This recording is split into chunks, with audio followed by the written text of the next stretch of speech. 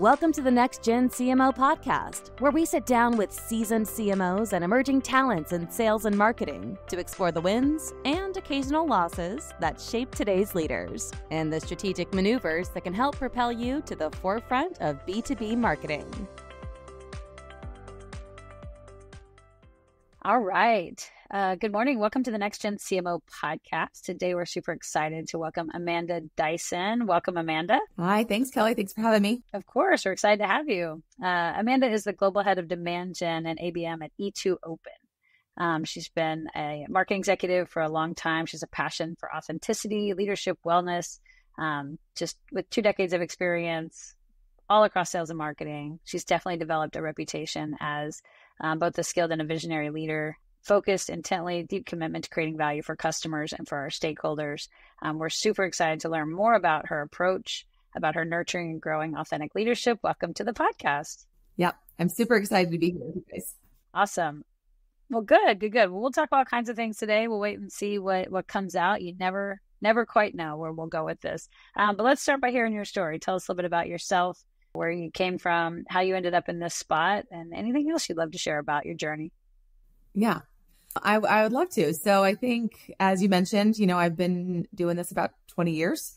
I got my start in the corporate comms side of marketing. So I have a writing background. That's kind of what I gravitated towards. And at the same time, I studied economics at university. And so I've got kind of this analytical data, side of me as well. So when I got into demand generation, it was a really good fit, right? I also am very results kind of oriented, and being tied closer to the field, I think was a really good move as well. But I still love that kind of storytelling and, piece of like the corporate comm side that you get. Demand gen kind of also naturally evolved into account-based marketing. And then, growing into some leadership roles over the time that I've been doing this.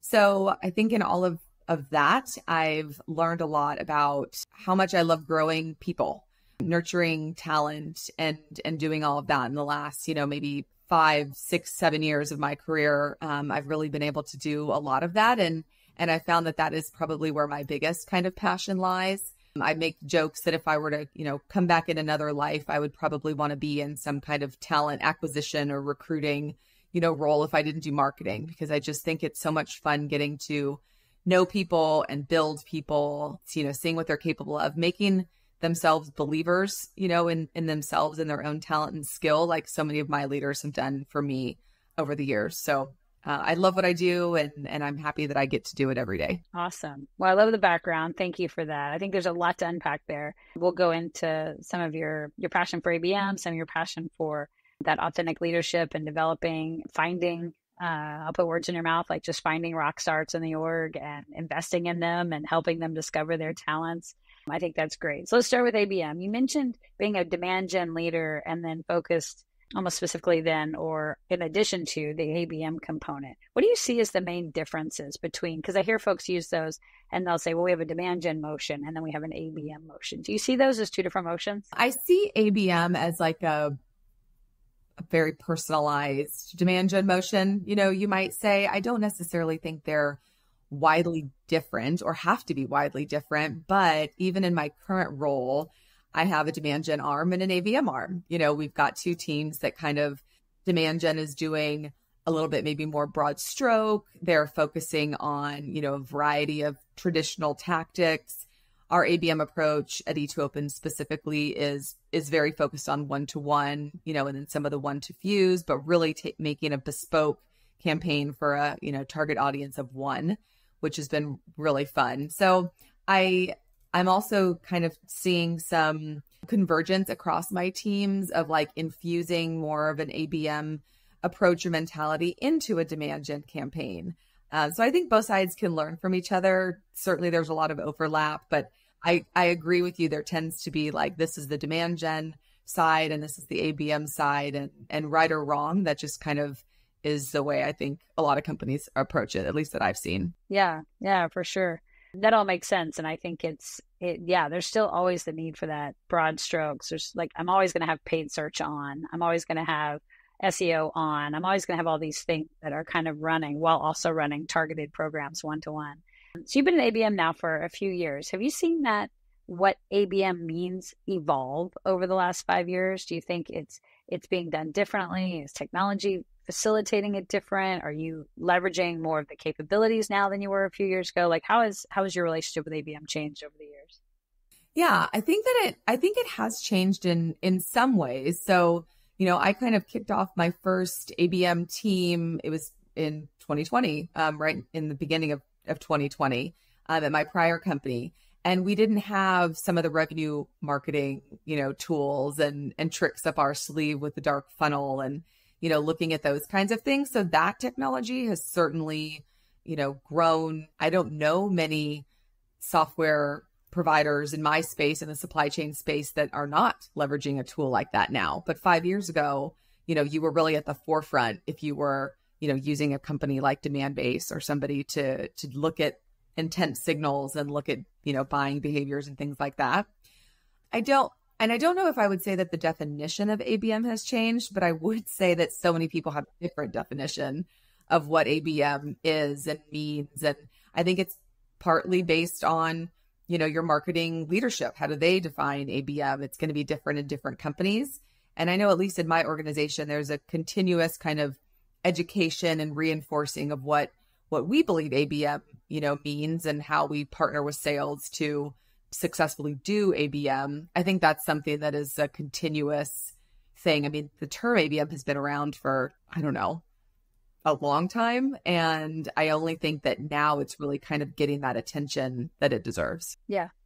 Yeah, I agree. It has been around at least for the last 15, 18 years, I think, certainly the way, I mean, that's I feel like I started seeing it more and more kind of earlier in my career, but it still serves to be one of the highest search terms. Like when if I look at search volumes for go-to-market plus B2B marketing plus revenue marketing plus you name it, you add all those together, they still make up a fraction of what ABM does because it's it's got that momentum and that traction, and people know that, especially right now when times are tight and you've got to spend your resources as efficiently as possible, that you're going to run targeted plays. You just can't afford to be broad strokes to everyone, at least not at a meaningful level, I guess. I agree. Yeah, I totally agree. It's really critically important. Yeah. How many people on your team do you have managing the ABM side of the house? It's split roughly evenly between demand gen and ABM. And, we're a pretty tight ship. So, we don't have a ton of marketing resources. So we try to align to our business units, our sales business units, so that they have that point of contact. We constantly have that dialogue within those teams.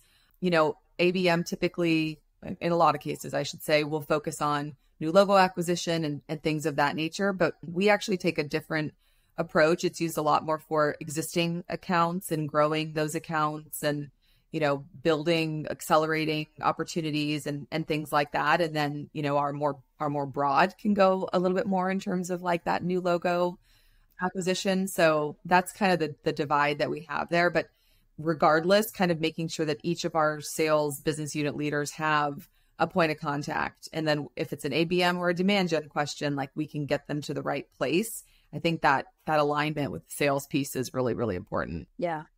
Yeah, I think you're right. I hear that trend more and more. We hosted a webinar with Nora Conklin from Forrester a few weeks ago. And as we were talking to her, yeah, she's great. And a lot of her research was about how more and more customers or companies are leveraging ABM for customer marketing, much more so than just new logo. They're doing a lot with understand expansion signals, expanding to, the buying groups across different business units. So not just upsell, but actually sort of almost new logos within existing customers. As well, like especially going after the enterprise when you have so many distinct business units or whatever that are buying. So yeah, so that's awesome. I love hearing that y'all are doing that. That's great. Cool. Okay, so let's flip to what we really want to talk about. I appreciate your passion for ABM, which is awesome. But your passion for mentoring next gen talent. We talk about that a lot here because I think just with the concept of this podcast, we sort of appeal to two different groups. We either appeal to up and coming future CMOs. So current directors, senior directors, VPs who want to be a CMO one day. And so they're wanting to develop their leadership skills. That's kind of the next generation of CMOs, hence the name. Or we have existing CMOs or existing marketing leaders who are just trying to modernize their thoughts, their thought process, get ideas of how to be better and kind of become a more modern CMO, hence kind of the next generation CMO as a thought leader. And so we get a lot of those, both sets of those in the audience. And so as I think about you mentoring to young folks, I think there's a lot of those kind of listeners on here. So tell me a little bit about that passion, where it came from, how you bring it to life. What does that look like? And I love that question because I think that I've kind of been on this path for, the last, maybe 5 years or so. And honestly really feel like I fully own it now. Like I talk about, living my values out loud, being very transparent with my teams. Obviously, there's certainly things in a leadership role that you maybe can't be as transparent about, but is to the extent possible, always being clear with them. I believe very much in consistent, frequent feedback. I always say you maybe have annual performance reviews in a company, but we should never come to that discussion and you be taken completely off guard by, something that I think or say, and vice versa. I believe very much in 360 feedback. I ask for feedback from my teams. Radical Candor it's a book that I actually love, but the whole philosophy around just, coming to somebody in a very, it's a positive way. It's not a critiquing way, but being really straightforward. I think people appreciate that. And, leading by example. Those are just like a couple of things that me personally, I try to make sure comes out in my teams. I actually just got, my team grew a couple of weeks ago. I got a promotion. And so I'm now looking after our events and our partner marketing team as well. And kind of the first thing I did was I send them out a note of this is how I like to work. One thing, let's be respectful of each other's time. If you set up a meeting, please make sure that the correct people are in the to field, the correct people are in the optional field, and there's at least some sort of agenda. So, time is a very precious commodity. We all want to make sure that we are optimizing it and using it to the best of our ability and owning our own time. I always tell people that other people don't own your time. You do. You have to manage that appropriately or you'll burn out. If you're just in 30-minute meetings all day, every day, and, not kind of owning your own time, you'll burn out. So those are a couple of ways. The only other thing I would kind of say around that is in terms of growing and nurturing talent, I've had opportunities in my career where, I've had leaders that really believed in me and really, I tend to think of myself as a natural born leader. I tend to be a hand raiser, but a lot of times having that feedback and that validation of, Amanda, you should do this. You should take on this responsibility. You should do that thing. And then learning from that and giving that to other people. I've had several instances where, I've seen something in somebody that's on my team and I said it to them and they said, I've never even thought about that. I never even thought I would want to be a people manager or I would want to do this or that. So putting it out there, I think is really key and letting them, kind of find their way. Yeah, I love that. I think there's so much in there. At the beginning of my roles, kind of what you were talking about, I put together a thing called a user manual, a personal user manual that I take my team through week 1 that basically says, this is who I am. This is what I value. This is what I don't have patience for. This is how best to communicate with me. This is sort of my overview from a Myers-Briggs, Enneagram, whatever. So you understand a little bit about my personality type or my leadership style.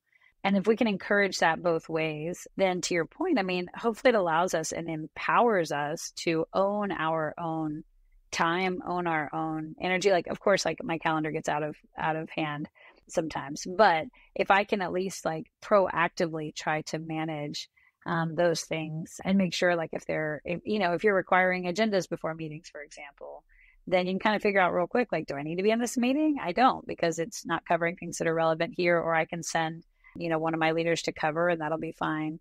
Or sometimes I'm figuring it out right now. I'm been doing a lot of business travel recently. And I think And a few of them were absolutely, I'm so glad I went. I was the one who needed to be there. Others I thought, and if I had dug in a little bit deeper, I would have sent somebody on my team to cover this and I wouldn't have needed to. And so, yeah, I mean, I think time is such an important one. Another piece of advice I got once from a mentor was, she said, I manage my schedule by energy, by the energy it takes. Like if I know that I've got that one stressful meeting, everything else in the day is going to be somewhat light. Or if I know that I've got like that, like I'm recording a podcast today and I need to be on for that, let's not schedule 5 other customer meetings in the same day, because that's a lot of being on time. Like how do I balance that with work time? And maybe that's the way I load that day. And I thought it's an interesting way to think about your calendar too. Yeah, I like that a lot. I think that you because in my, personal belief, like time is probably my most precious commodity. I have 2 young kids, we're kind of balancing and juggling all the things. And even when I took on this new role, I mentioned it's only been a couple of weeks. Like I was working long days and hours trying to get up to speed and things like that. And, you feel a little bit drained. And then I also start to feel like, am I giving my best work? Like I need that to re-energize and take a step away for a minute and, block that 30 minutes on my calendar. So I actually can go eat and I'm not doing it at my desk. And, that's when I do my best work, is when I kind of own all that. And I encourage my teams of that too. We don't live in a work environment, at least I don't, my company doesn't, where you like, it's 8 to 5 and you have to be logging, productivity hours. It's your work product. And again, you manage your schedule. And if that becomes a problem, then we have a different conversation. But it's, I think that if you respect people and there's that kind of mutual respect back and forth, that everyone is valuing each other's time and using all of your technology tools to your advantage, we can work a lot smarter these days and just be happier when we're doing it. Yeah. Yeah, for sure. And I know that's hard. I mean, you've got 2 young kids. I have 3, not so young anymore, but certainly all at home. Well, it's probably worse got sort of, with the time, from a time perspective. Potentially. Yeah. But it's still, from like the hard part is that balance. Because I feel like if I want to be able to be totally on and present for family in the evening or early in the morning, then I need to cram as much stuff into my day as possible so that I can get a lot done. But then what happens is, to your point, like you get burned out on that. Like you keep up that pace day after day after day. Plus you're just walking into every meeting reacting to that topic at that moment, because you had no time to sort of think about it, to prepare for it, to get a point of view put together, because you're going back to back to back. And it's a challenge. I know what those days are like with little kids. I'm sure you're living it too. Yeah, it is. It does tend to be a lot. And I think I'm a lot like you. I do want to I only have my kids like an hour in the morning and, 2 to 3 hours in the afternoon. It's not a ton of time. So trying to make sure that we get that time. I do some things like, I'll get up at 5 in the morning just to knock some things out before they get up sometimes and, try to make it all work. But it's a challenge. It's a struggle. I also try to take the slower weeks, the quieter weeks, and take advantage of that, because next week is going to be bonkers. And, it's all kind of the long-term view. Can't get too caught up in the day-to-day. Sort of how I try to look at it. Yeah. And we try to run here every other Friday is no meetings across the company. Now, external, we do that's a time for a customer meeting. I'm certainly going to do that.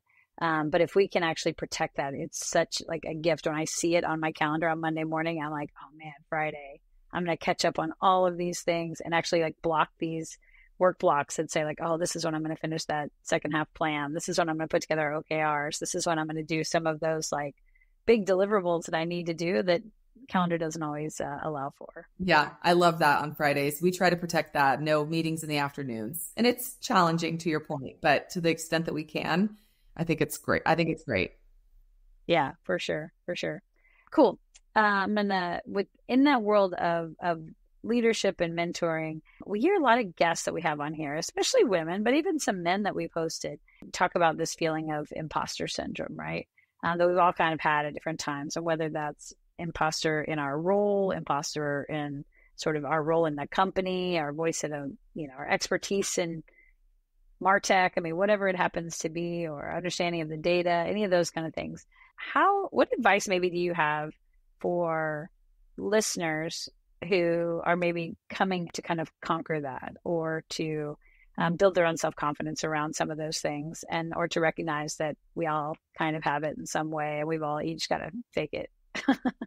Yeah, I think imposter syndrome is very, very real for men and women, depending where you are in your career.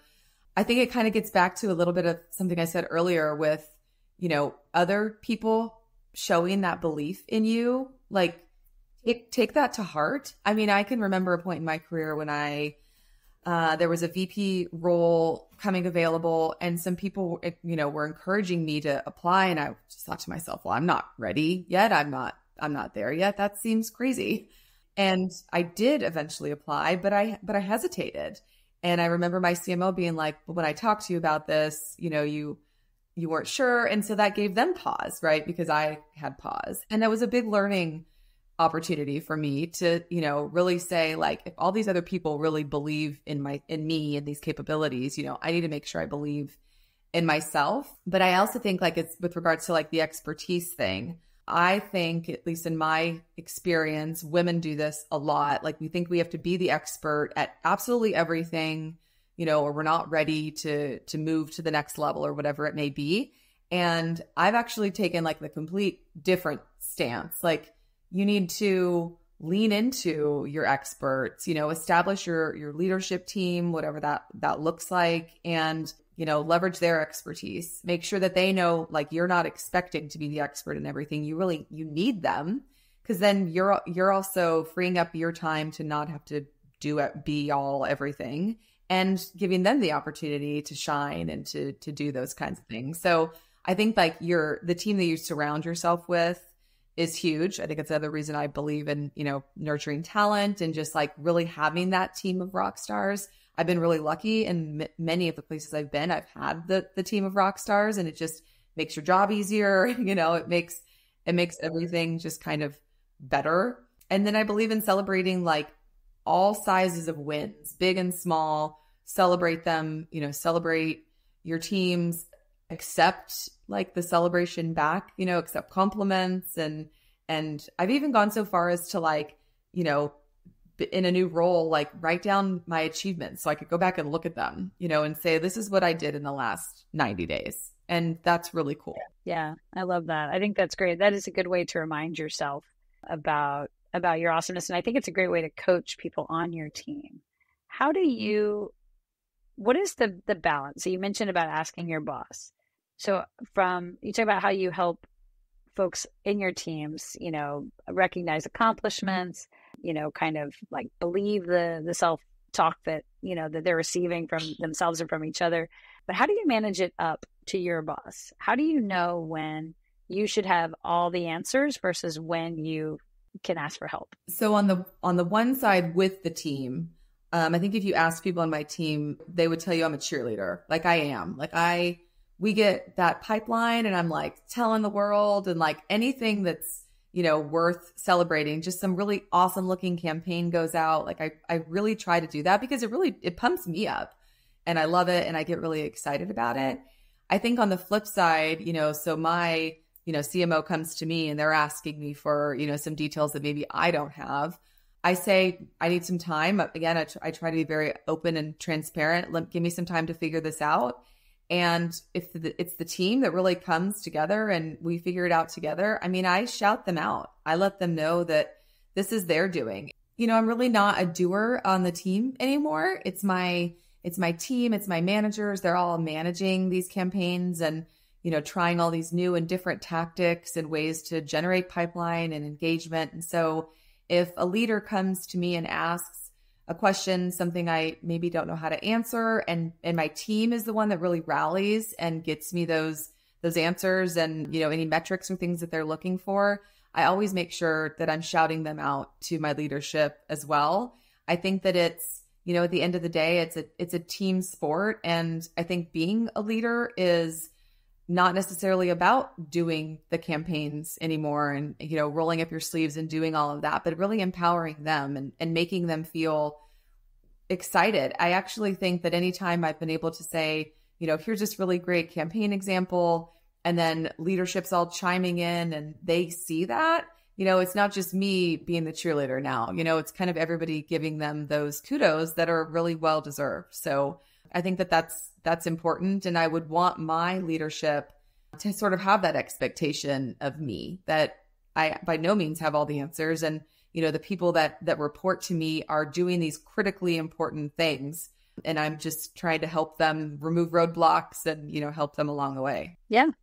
Yeah. I love that. It's, I think the way you say that, what I hear also is you're setting an example, not only for obviously how you want to recognize your team, how you want your peers to recognize your team, and hopefully how your team recognizes their leaders as well, or their people that are actually on the ground, these frontline folks that are running these marketing programs, campaigns, tactics, and hopefully that's setting kind of a culture shift inside the company. Yeah, that's too the biggest thing. Different, like the way we work, I think is just as important as the work, that you're doing. I think that it's really important and part of the culture, to your point. Awesome. Very cool.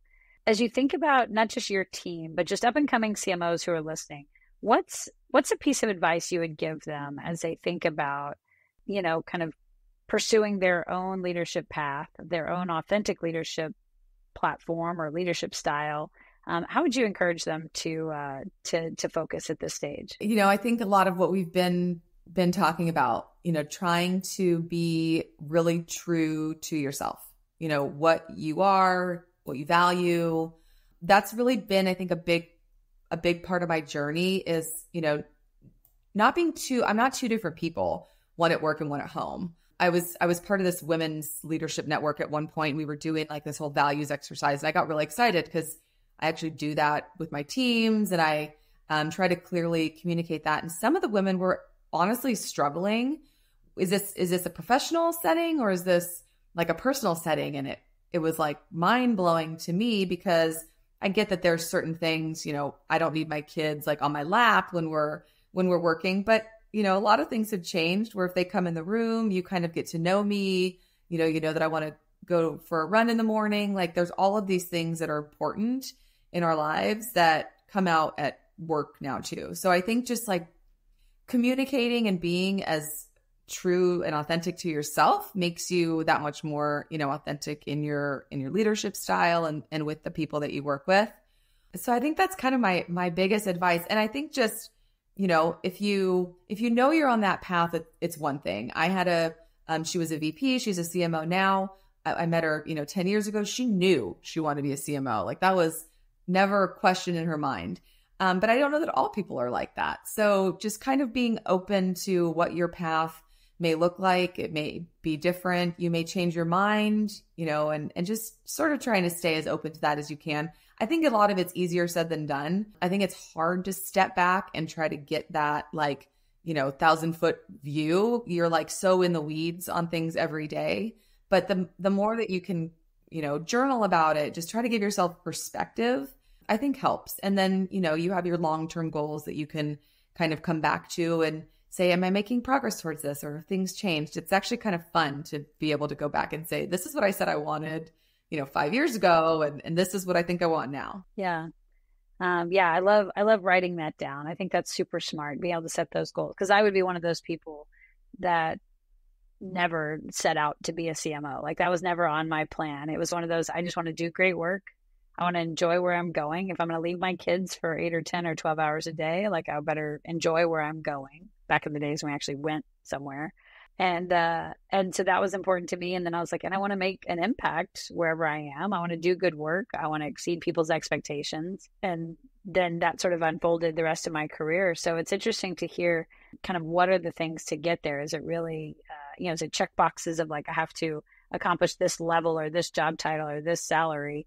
Or is it really about those softer areas, right? Of like being yourself, being an authentic leader, developing talent, doing great work, influencing pipeline, growing the business, exemplifying the culture, kind of all the things that feel a little softer than maybe those sort of hard and fast, because we all, I think, what success looks like is pretty different for all of us.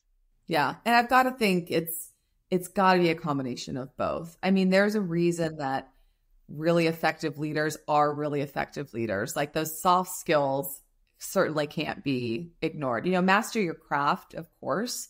But I think those soft skills are really important, and maybe even more so in certain circumstances, I mean, we're so virtual. There's people on my team I have never met in person. You've got to be able to show who you are in some way that's, a lot different than if you were going to an office every day. So yeah, absolutely. Absolutely. Well, very cool. Well, I have loved this conversation. Before we close up, I guess two things. One, is there anything else you'd like to add that we didn't get a chance to cover? And then two, I'm going to ask you about a fun fact about yourself that people don't know. So I'll give you like a second to think about that while you answer the anything else question. Okay. I'll think about that. I think the only other thing I would probably add is like, if you're a reader or not, you could do it on podcasts. You can do it however you like to consume information, but read things. Like, I love just like getting new business type of books or, just read. There's so much information out there. Just go on LinkedIn, like all the different blogs and thoughts and things that people are putting out there. I would just say, be open to it. And, when you find things that like pique your interest, read it, check it out. And some of the other stuff that I said is asking questions. So that's a form of, asking a lot of questions, raising your hand, advocating for yourself. I think those are all just really important things that I would probably finish with. Oh, I love that. Yeah. I mean, finding stuff to read that's meaningful. I feel like I need to, we were talking about calendar earlier. I just talked to my admin the other day and I said, hey, I want to like find 30 minutes a day that I'm actually like sitting on LinkedIn, consuming stuff. I'm actually digging through podcast episodes and figuring out, if there's good ones around, things happening in tech and business or things happening with AI or going to a webinar for my own development instead of, kind of always coaching the team. So I think that's a really, really great set of advice. Do you have a favorite book or podcast or author or anybody that you enjoy? I mean, I'm reading your book. I just got the new one, It's Not Your Fault book. Oh, but hey, I read How Women Rise is probably one of my favorite ones. I mentioned Radical Candor too, from just like a business perspective. But I love reading. Is like, I've got like all these, I have a checklist, but it's like habits that I'm trying to build, and like read is one of them. Just something. You just have to read something every day, even if it's a couple pages. So I've got a bunch of books back there. So I really like reading, which wouldn't be a fun fact that nobody knows about me. I think I talk about that a lot. I can't think of anything really that exciting except because it's just like top of mind for me right now. So I'm left-handed. My husband is left-handed.